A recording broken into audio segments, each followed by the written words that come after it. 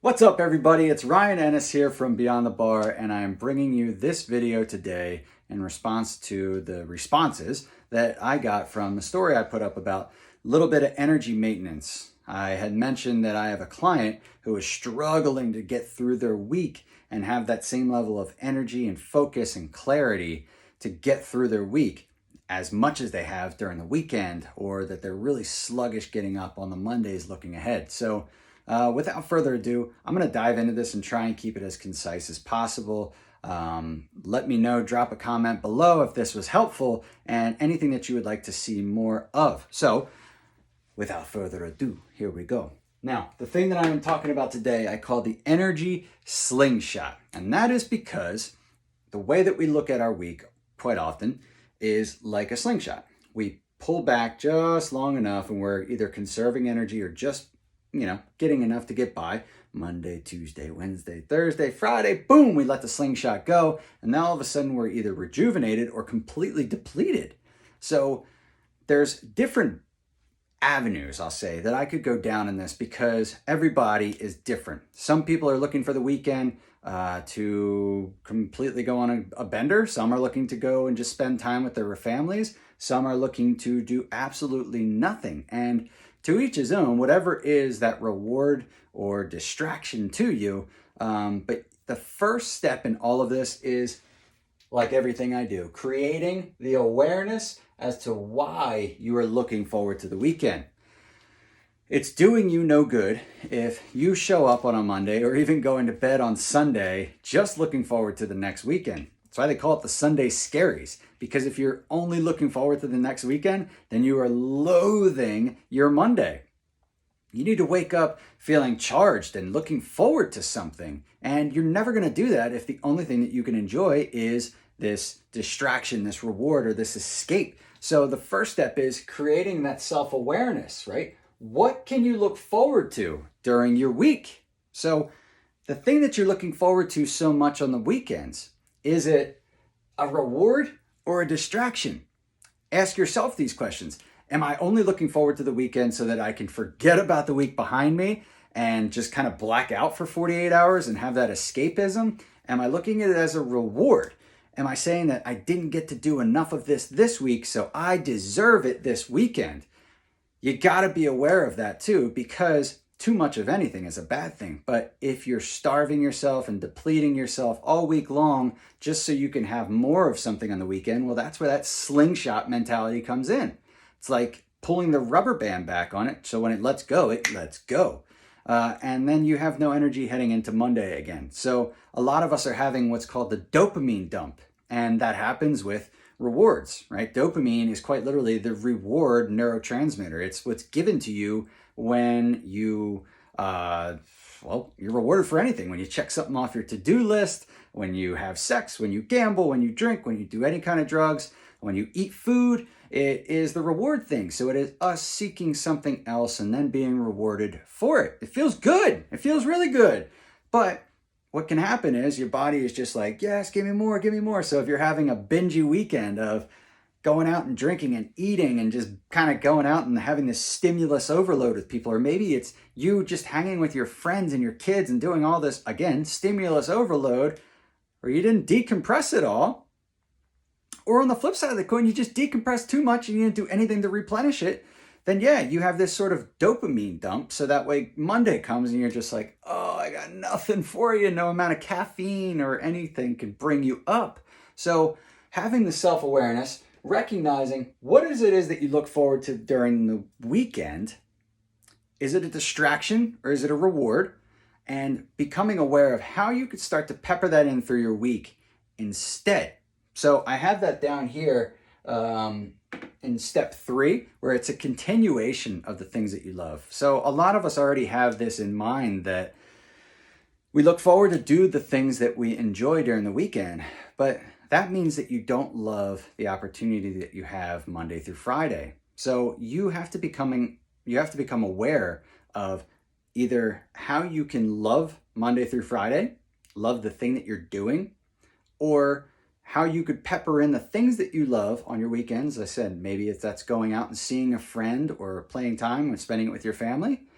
How can you do that throughout the week so that it no longer becomes an escape, so that it no longer becomes this distraction or this reward and this dopamine dump. What can you do throughout your week? Are you someone that's just depriving yourself, that's looking forward to the weekend so that they can have all of this quality time? You need to become aware of that. You got to recognize if your job, on the extreme end of the coin, maybe you do need a new job. Maybe it's something that's just totally draining you. You got to recognize that too. You have to recognize little things throughout your day to day, which are like, all right, what can I look forward to this week? What can you look forward to? Who can you help serve? What energy can you be? Being the beacon for somebody else.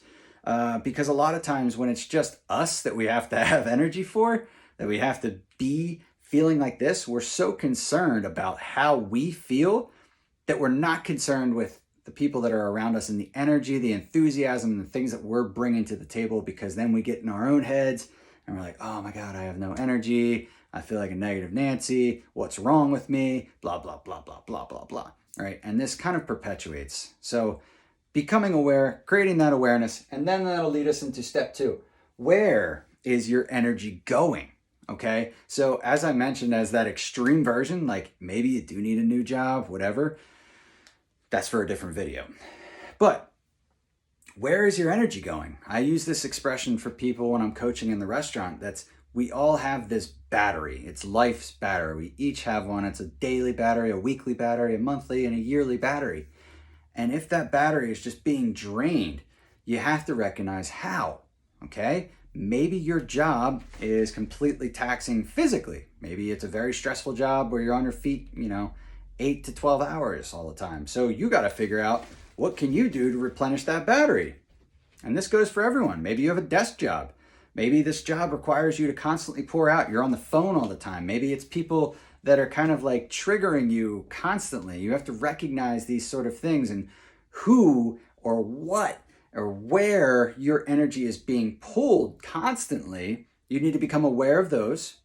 And then you need to figure out backstops that you could put into place to recognize, all right, I know that when I'm on the phone all the time, I just feel so zapped. So what I can do is get up and take a lap and breathe consciously.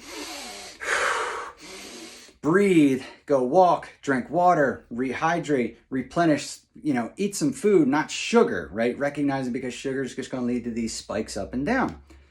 But recognizing where your energy is going, how you can get up and move, how you can generate more energy. And in the words of Brendon Burchard, be the power plant.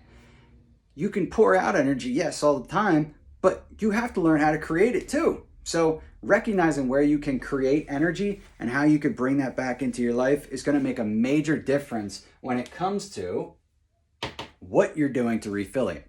So if you are someone that notices that you're in a very physical position, I have no energy all the time, and you've already kind of audited your life and seen, I enjoy my job. I love my job. I just don't understand why I'm so tired.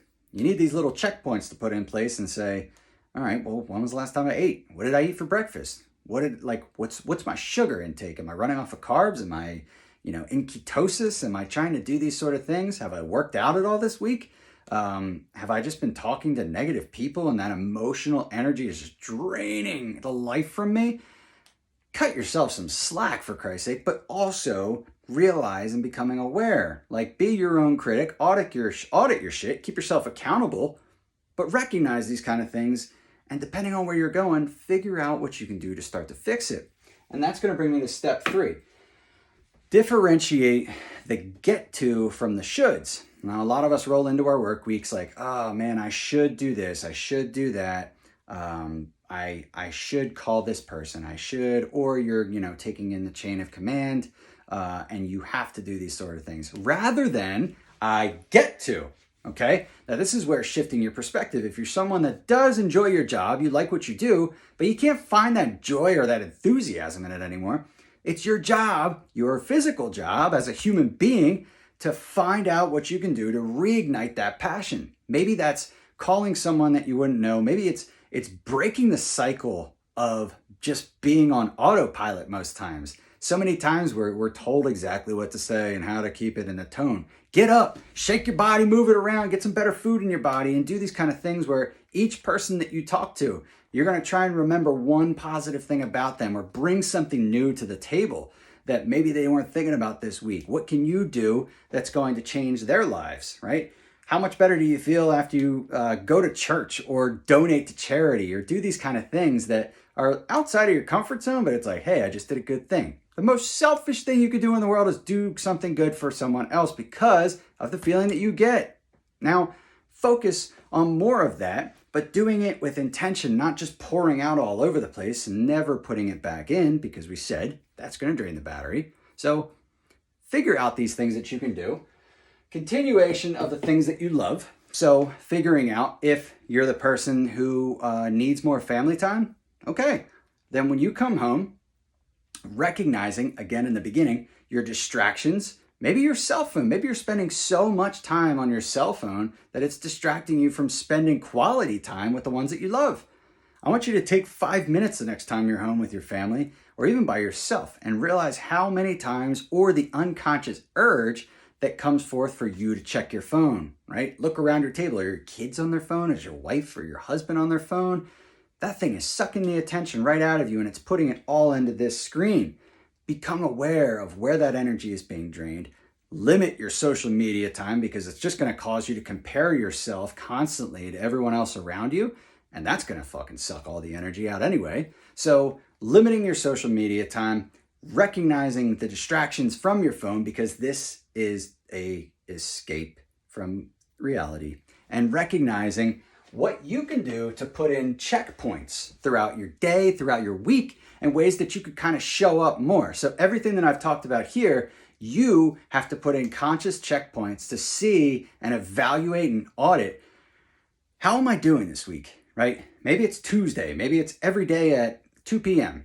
Like, all right, I'm tired. Well, yeah, no shit, it's that 2 p.m. feeling. Why? What can I do, right? How am I holding up here? What's my anxiety like today? What am I feeling like my anxiety is today? What are some ways that I can better my mental health, better my physical health? And not in a way that you're like, oh man, I need to do that. I should do that. That I get to. Again, what can I do to continually try and better the things that I'm going through right now? How can I recognize this? Can I have less social media time? Can I have less sugar? Can I make a healthier choice for lunch? Can I get up and move during these breaks? Can I go say something positive to Roger and try and help him? Can I make that phone call to call my grandparents and reach out to someone that I know I'm going to regret? Can I do that thing that I'm procrastinating, right? What's draining my battery? Create the checkpoints throughout your week and then make it a point. Make it an absolute staple that you will not deviate from, that you must. It becomes a must that you have to check in to see how you're doing. And cutting yourself some slack because the brain will always forget and it thinks of the immediate. It thinks of right now like, oh my God, I'm so tired. I must have cancer.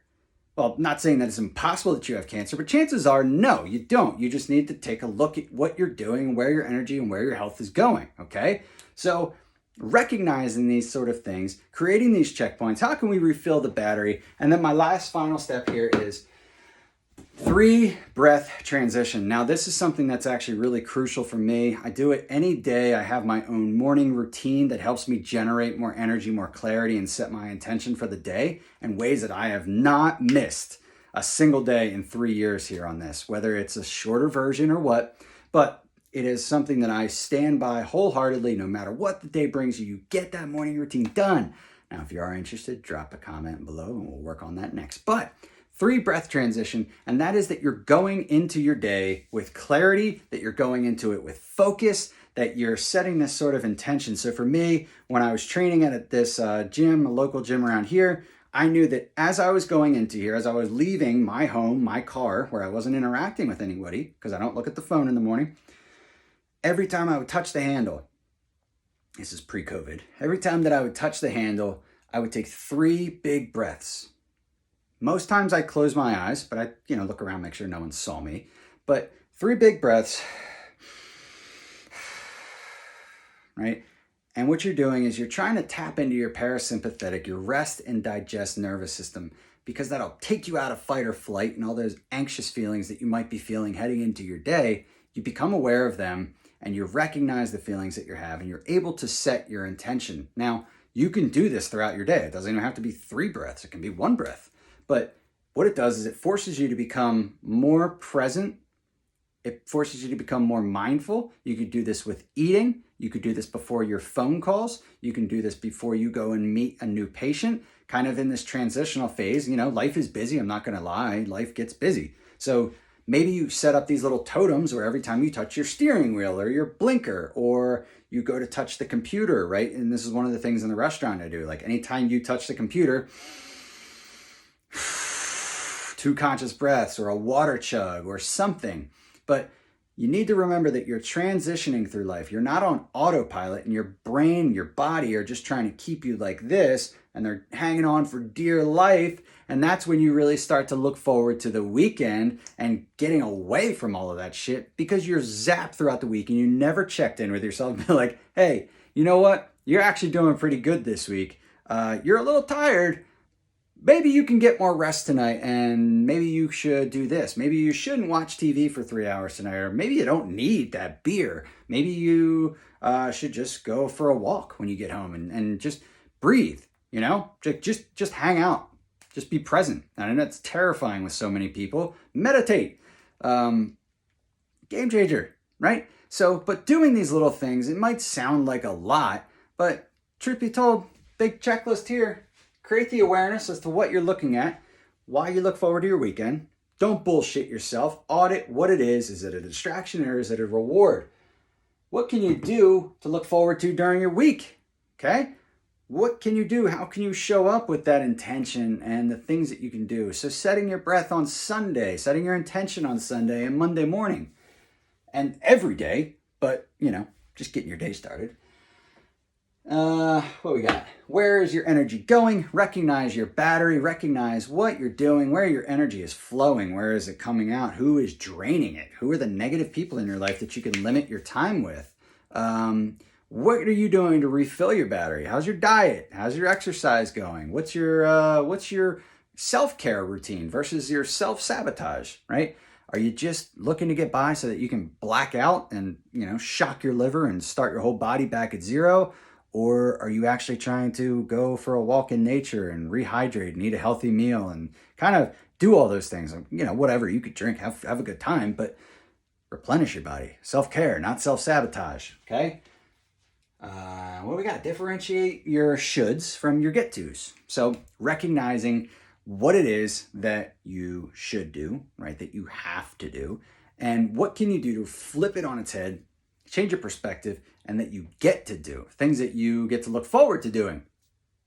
These are all things that are going to help you. I promise you. Put them into play. Cut yourself some grace when you do feel tired. You're a human being that's doing a job. Yeah, you're going to be a little tired. That's fine, okay? It's normal to feel tired. Is it normal to feel exhausted and burned out all the time? No. But a lot of that comes with your energy, and it comes with your intention, and it comes with the way that you show up and your outlook on things. And a lot of that can be shifted by your perspective. So you gotta become aware of these things.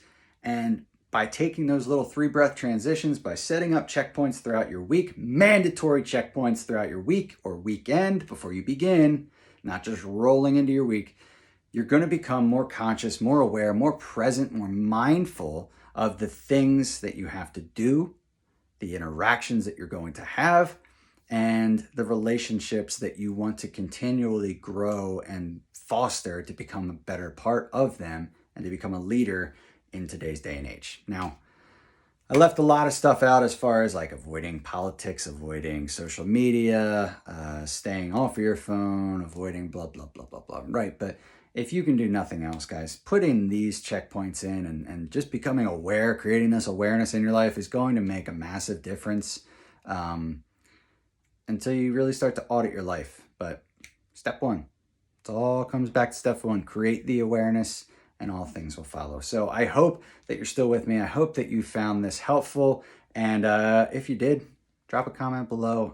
I'd appreciate all feedback that I can get. But for now, I'm signing off. So cheers, y'all. Have a great one.